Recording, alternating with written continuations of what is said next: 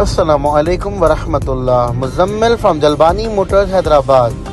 आज मैं आपके लिए रिव्यू लाया हूँ होंडा सिटी 1.3 का।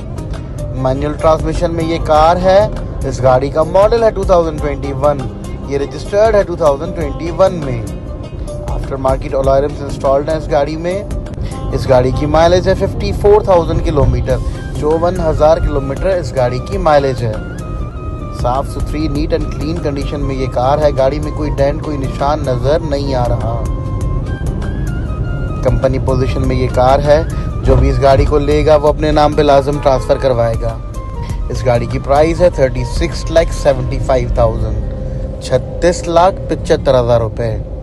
इस गाड़ी की कंप्लीट फ़ोटोज़ देखने के लिए हमारा फेसबुक पेज लाइक करें, Jalbani Motors Hyderabad.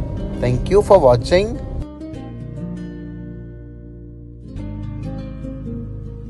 Got to get in, only on